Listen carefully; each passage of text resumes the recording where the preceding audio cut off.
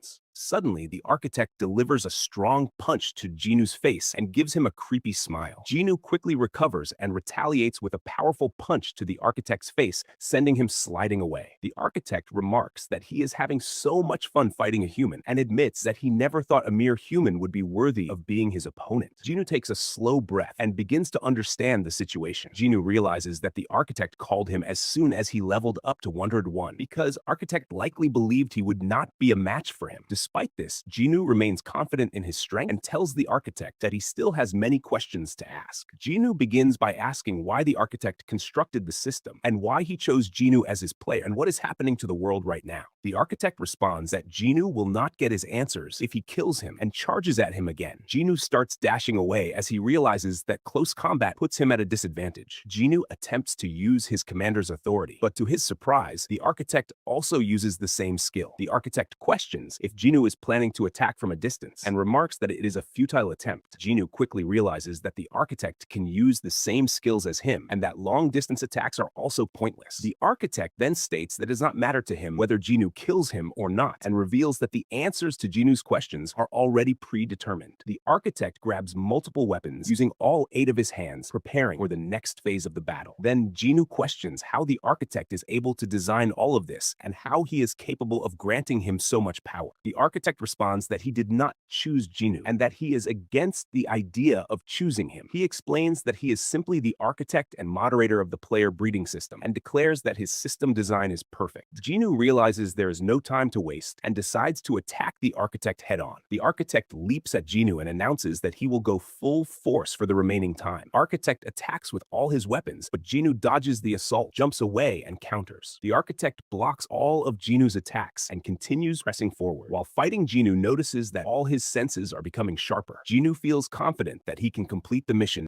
Jinu slashes the architect's face and dodges his sword. The architect is shocked and wonders how Jinu is able to block all of his attacks, even though he is using his full powers. Architect also notices that Jinu is growing even stronger. Jinu continues his assault, slashing the architect multiple times and slicing off his hands. The architect, visibly surprised, remarks on how Jinu is capable of inflicting pain on him, even though he is in his fake body. Architect begins to understand why Jinu was chosen and starts screaming that Jinu is just a human. In desperation, he commands his statues to attack Jinu. With only around 3 minutes and 20 seconds left, Jinu sprints toward the statues and uses his commander's authority to crash them away and dashes straight at the architect. The statue of God tries to attack, but he dodges it and continues toward the architect, slicing off 2 of his hands. In response, the architect slashes Jinu with his sword. Suddenly, Jinu notices a tank-type statue and remembers it as the